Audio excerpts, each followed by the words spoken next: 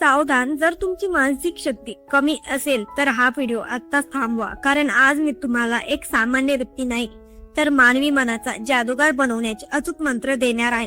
तुम्ही कधी विचार केला आहे का की काही लोक खोलीत पाऊल ठेवतात, सर्वांचे लक्ष स्वतःकडे कसे खिचून घेतात?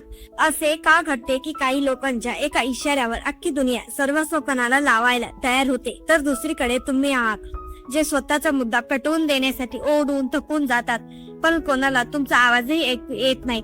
हा फरक नशिबाचा नाहीये मित्रांनो, हा फरक आहे एका कलेचा. लोकांना आपल्या प्रभावाखाली आणण्याची कला.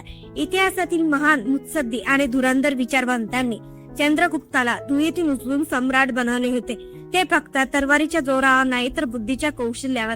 आज मी त्याच महान नीतिशास्त्रातील 8 सर्वात परिणामकारक मनोवैज्ञानिक शस्त्रे तुमच्या हातात सोपवणार आहे. आणि नीट ऐकून घ्या, तिसऱ्या मुद्द्यापर्यंत स्वतःला सावरून धरा, कारण तो तिसरा नियम इतका शक्तिशाली आणि धूर्त आहे की जर तुम्ही तो शिकलात तर तुम्ही तुमचे शत्रू कडूनही आपले काम करून घ्याल आणि त्याला पुसकशी कल्पनाही लागणार नाही की त्याचा वापर केला जातो. तर प्रश्न हा आहे, तुम्ही मैदानात उतरून खेळाडू बनायला तयार आहात की आयुष्यभर दुसऱ्यांच्या हातातील खेळणं बनून राहू इच्छिता? निर्णय तुमचा आहे. सुरुवात करूया पहिल्या चालीपासून. चाल क्रमांक 1, अदृश्य होण्याची शक्ती. पहिली चाल, आपल्या मेंदूवर नीट कोरून घ्या. जर तुम्हाला तुमची प्रतिष्ठा वाढवायची असेल तर तुमची उपलब्धता मर्यादित करा. तुम्हाला असं वाटतं का की प्रत्येक वेळी हजर राहिल्याने, लोकांच्या प्रत्येक फोनला त्वरित उत्तर दिल्याने आणि बोलावताच धावत गेल्याने लोक तुमचा आदर करतील?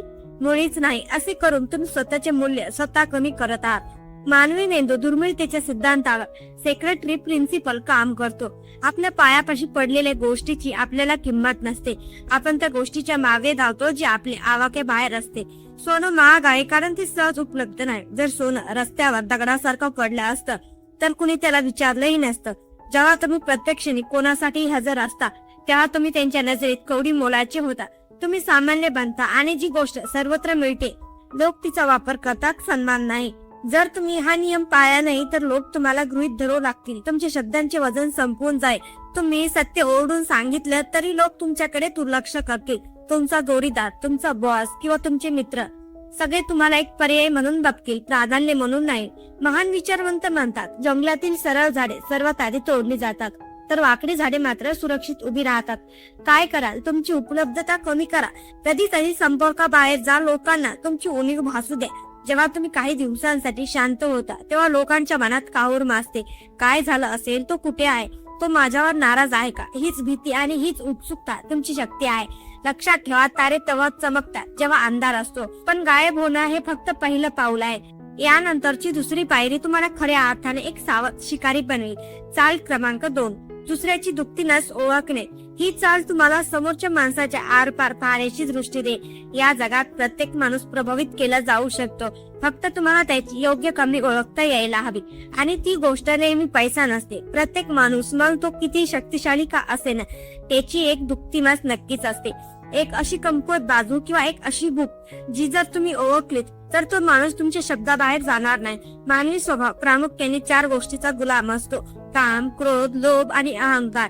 अनेकांचा कल हा असतो की ते प्रत्येकाशी सारखेच वागतात. हा मूर्खपणा आहे. एका कुशल शिकारीला माहित असलं पाहिजे की कोणत्या प्राण्याची शिकार कशी करायची. वशीकरणाचे प्रभावी सूत्र खालील प्रमाणे आहे: जो लोभी आहे त्याला आमिष दाखवून वश करा. जो गर्विष्ठ आहे त्याची खोटी स्तुती करून त्याला चण्याने झाडावर चढवा. त्याचा अहंकार त्याला आंधळा करेल आणि तुम्ही त्याला आपल्या पद्धतीने राबवून घेऊ शकाल. जो मूर्ख आहे त्याच्या मताशी सहमत होऊन त्याला खुश ठेवा. त्याला सत्य सांगू नका, त्याला तेच सांगा जे त्याला ऐकायला आवडते. आणि जो विद्वान किंवा समजदार आहे त्याला फक्त तर्क आणि सत्याने जिंका. धोका: जर तुम्ही गर्विष्ठ माणसाला सत्य सांगितलं तर तो तुमचा शत्रू बनेल. जर तुम्ही मूर्ख माणसाला ज्ञान दिलं तर तो तुम्हाला वेड्यात काढेल. समोरच्याची मानसिकता न ओळखता व्यवहार करणे म्हणजे अंधारात बाण मारण्यासारखे आहे. आता तुम्ही कधी लांब जायची शिकलात आणि कमकुवत बाजू पकडणेही शिकलात, पण आता वेळ आहे त्या चालीची जिचं मी वचन दिलं होतं. ही चाल इतकी घातक आहे की तिला व्यवहारात गोड विष मानले जाते. चाल क्रमांक 3, अपूर्ण तहानेचा सिद्धांत. हीच ती चाल आहे जी मोठे धर्मगुरू, राजकारणी आणि कॉर्पोरेट कंपन्या तुमच्यावर वापरतात. दुसऱ्याला आपल्यावर अवलंबून ठेवणे एक कटू पण सत्य नियम आहे. ज्या दिवशी राजा आपल्या मंत्र्यांवर अवलंबून राहणे सोडून देतो त्या दिवशी मंत्री राजाला पदच्युत करतात, आणि ज्या दिवशी राजा मंत्र्यांच्या सर्व इच्छा पूर्ण करतो त्या दिवशी मंत्री राजाला सोडून जातात. याचा अर्थ असा की कोणालाही पूर्णपणे तृप्त करू नका. मानवी मेंदूमध्ये भोपाळ नावाचे रसायन तेव्हा स्रवते जेव्हा त्याला बक्षीस मिळते, तर तेव्हा जास्त वेगाने काम करते जेव्हा त्याला बक्षीस मिळण्याची अपेक्षा असते. याला मानसशास्त्रात इंटरमिटेट रिन्फोर्समेंट म्हणतात. जर तुम्ही तुमच्या जोडीदाराला, मित्राला किंवा कर्मचाऱ्याला सर्व काही देऊन टाकले, पूर्ण प्रेम, पूर्ण वेळ, पूर्ण पैसा, तर त्यांच्या नजरेत तुमची किंमत शून्य होईल. कारण आता त्यांना तुमच्याकडून काही मिळवण्याची उर्मी उरलेली नाही. लक्षात ठेवा, ज्या सिंहाचे पोट भरलेले असते तो कधीच शिकार करत नाही. कंट्रोल कसा करायचा? लोकांना भुकेले ठेवा, थोडं द्या आणि मग मागे सरा. त्यांना हे जाणून द्या की तुमची पूर्ण कृपा, प्रेम किंवा बक्षीस मिळवण्यासाठी त्यांना अजून परिश्रम करावे लागतील. नात्यात कधी खूप प्रेम दाखवा आणि मग अचानक थोडे अलिप्त व्हा. ही अनिश्चितता त्यांना तुमच्याबद्दल रात्रंदिवस विचार करायला भाग पाडेल.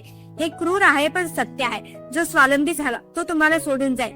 जर तुम्हाला वाटत असेल की लोकांनी तुमच्याशी निष्ठा राखावी, तर त्यांना तुमची गरज लागून राहू द्या. जखम इतकी भरू देऊ नका की ती पूर्ण बरी होईल आणि तिला इतकेही चिघळू नका की समोरचा माणूस संपून जाईल. फक्त ती ओळी ठेवा. आतापर्यंत तुम्ही लोकांच्या भावनांशी खेळायला शिकलात, पण आता मी तुम्हाला मिळवण्याचे ते रहस्य सांगणार आहे, ज्याने तुम्ही न बोलता समोरच्याला पराभूत कराल.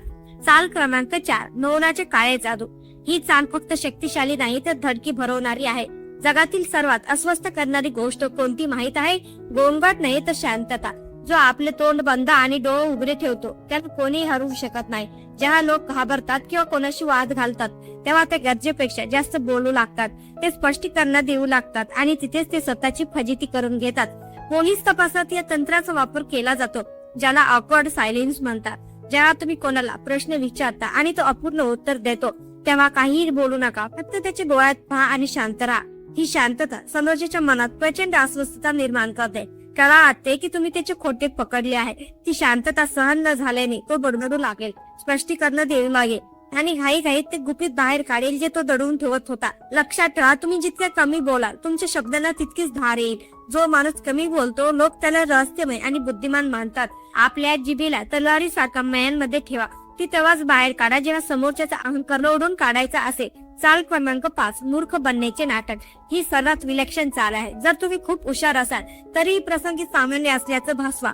लोकांना हे दाखवायला आवडतं की ते किती स्मार्ट आहे. जेव्हा तुम्ही त्यांच्या समोर तुमची हुशारी दाखवता, तेव्हा तुम्ही त्यांच्या अहंकाराला ठेच पोहोचवता आणि दुखावलेला अहंकार असलेला माणूस तुमचा शत्रू बनतो.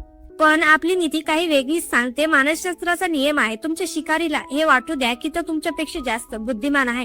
जेव्हा समोरच्याला वाटतं की तुम्ही भोळे किंवा मूर्ख आहात, तेव्हा तो सावध राहणे सोडून देतो. तो त्याचे प्लॅन्स, त्याचे चाली तुमच्या समोर उघड्या करतो आणि बरोबर त्याच वेळी जेव्हा तो निर्धास्त असतो, तुम्ही वार करता. इतिहासात धनानंदाला वाटू दिले गेले की त्याचे शत्रू कमकुवत आहेत. धनानंद हसला, त्याने त्यांच्याकडे दुर्लक्ष केले आणि हीच त्याची सर्वात मोठी चूक ठरली. मीटिंग्स मध्ये किंवा शत्रू समोर कधी कधी मुद्दाम एखादा साधा प्रश्न विचारा. थोडे गोंधळ येले दिसा, त्यांना जिंकल्याचा आभास द्या. लक्षात ठेवा, शिकारी कधीच बाजावाजा करत येत नाही. तो झाडीत लपून शांतपणे संधीची वाट पाहतो. जिंकणे महत्वाचे आहे, स्मार्ट दिसणे नाही. पण स्वतःला सुरक्षित ठेवल्यानंतर आता आपण पाहूया की इतरांच्या एकीला तडा कसा द्यायचा. चाव क्रमांक 6, भेद नीती. संशयाची विष. आता त्या शस्त्राबद्दल बोलूया जे मोठमोठी साम्राज्य पाडून टाकते. जर तुमचा शत्रू तुमच्यापेक्षा बलवान असेल किंवा लोक गट बनून तुमच्यावर निशाणे साधत असतील, तर त्यांच्याशी थेट लढू नका, त्यांना आपापसात लढवा. माणसाची सर्वात मोठी भीती कोणती? विश्वासघात. तुम्हाला फक्त त्यांच्यामध्ये संशयाचं एक बी पेरायचे आहे. उदाहरणार्थ, जर 2 मित्र तुमच्या विरोधात असतील तर एकाकडे जा आणि होच म्हणा, अरे तो दुसरा तुझ्याबद्दल काहीतरी विचित्र बरळत होता, पण मी त्याला गप्प केलं, तू काळजी नको करू. इतकं पुरेसं आहे. तुम्ही काय बोलताय यापेक्षा तुम्ही त्याच्या मेंदूत जो संशयाचा व्हायरस टाकलाय तो महत्वाचा आहे. आता तो आपल्याच मित्राला संशयाने बघू लागेल, त्यांची शक्ती संपेल आणि ते आपापसात बघून स्वतःला उद्ध्वस्त करतील. चाल क्रमांक 7, शक्तीशिवाय शांती. हा एक विनोद आहे. समज तुम्हाला शिकवतो, विनम्र बना, दयाळू बना, सर्वांना माफ करा. पण सत्य हे आहे की सापाच्या अंगात विष असो वा नसो, त्याने दरारा निर्माण करण्यासाठी फुटकारणी सोडू नये. जर तुम्ही नेहमीच अति चांगले बनून राहिलात तर जग तुम्हाला तोडून पुढे जाईल. आदर प्रेमातून मिळत नाही, तो वर्चस्वामुळे किंवा भीतीमुळे मिळतो. मानवी स्वभाव असा आहे की तो त्याच गोष्टीची पूजा करतो ज्याचा त्याला दरारा वाटतो. आपण अग्नीला नमस्कार करतो कारण तो जाळू शकतो. ज्या माणसाकडे नुकसान करण्याची क्षमता नसते त्याच्या चांगुलपणाला लोक कमकुवतपणा समजतात. कधीतरी आपली कठोर बाजू बाहेर काढणे आवश्यक असते. जर कोणी तुमचा अपमान केला तर त्याला सहज माफ करू नका. त्याला असा धडा शिकवा की पुढच्या वेळी तुमच्याकडे पाहता नाही त्याचा थरकाप उडाला पाहिजे. तुमच्या दयेची किंमत तेव्हाच होईल जेव्हा लोकांना तुमच्या क्रोधाची जाणीव असेल. शक्तीशिवाय बोललेली शांतीची भाषा ही फक्त एक थट्टा ठरते. चाल क्रमांक 8, भावनिक वैराग्य. ब्रह्मास्त्र ही कोणती चाल नाही, ही एक अवस्था आहे. याला म्हणतात शून्य भावना. या नीतीचे सर्वात कठोर सत्य हे आहे की जो माणूस आपल्या भावनांच्या आहारी गेला आहे तो गुलाम आहे आणि ज्याने आपल्या भावनांवर ताबा मिळवला आहे तो राजा आहे. त्यांची सर्वात मोठी कमजोरी तुमचा पैसा किंवा कुटुंब नाही तर तुमच्या भावना आहेत. शत्रू तुम्हाला तेव्हाच हरवू शकतो जेव्हा तो तुम्हाला राग आणू शकतो, रडवू शकतो किंवा आमिष दाखवू शकतो. ज्या दिवशी तुम्ही स्थित प्रज्ञ बनाल, ज्या दिवशी कोणाच्या येण्याने तुम्हाला अति आनंद झाला नाही आणि जाण्याने दुःख झाले आहे, त्या दिवशी तुम्हाला देवही हरू शकणार नाही. याला स्ट्रॅटेजिक डिटॅचमेंट म्हणतात. जेव्हा तुम्ही एखाद्या गोष्टीशी किंवा नात्यांशी खूप घट्ट चिटकून राहता तेव्हा तुम्ही घाबरू लागता की ती गोष्ट माझ्याकडून हिरावून घेतली जाईल आणि हीच भीती तुमच्याकडून चुका करून घेते. पण एक खरा खेळाडू खेळाप्रमाणे खेळतो. तो जिंकला तर ऊर भरून येत नाही आणि हारला तर कोलमडून पडत नाही. तो फक्त पुढची चाल खेळतो. आपल्या हृदयाला लोखंडी तिजोरी बनवा, चेहऱ्याला नेहमी एक मंद स्मित ठेवा आणि डोळ्यात बर्फासारखी शीतलता ठेवा. तुमच्या आज काय चाललंय हे जगाला कधीच कळू देऊ नका. नेहमी एक रहस्य बना. तर ह्या होते त्या 8 चाली ज्या तुम्हाला गर्दीपेक्षा वेगळे करू शकतात. पण लक्षात ठेवा, ज्ञान ही अशी तलवार आहे जिला जर ज्ञान मध्येच ठेवलं तर गंज चढतो. या चाली फक्त ऐकायच्या नाही तर आजपासून आपल्या जीवनात उतरवायच्या आहेत. यापैकी कोणता मुद्दा तुम्हाला सर्वात जास्त प्रभावशाली वाटला? तुम्ही मुद्दा क्रमांक 3चा वापर करणार की 4चा? मला कमेंट मध्ये नक्की सांगा. मी प्रत्येक कमेंट वाचत आहे आणि जर तुम्हाला या विषयाचा पुढचा भाग हवा असेल ज्यामध्ये आपण नात्यांमधील मानसशास्त्र आणि आकर्षणाचे काय सत्य पाहणार आहोत तर या व्हिडिओला लाईक करा आणि चॅनलला सबस्क्राईब करून ती बेल आयकॉन दाबायला विसरू नका. कारण इथून पुढे तुमचा प्रवास एका सामान्य व्यक्तीकडून एका अत्यंत प्रभावशाली व्यक्तिमत्वाकडे सुरू होत आहे. सावध राहा, शांत राहा आणि आपल्या चाली अत्यंत विचारपूर्वक खेळा. कारण लक्षात ठेवा, खेळ अजून संपलेला नाही, तो तर आता कुठे सुरू झालाय. भेटूया पुढच्या भागात एका नवीन शक्तीसह. धन्यवाद.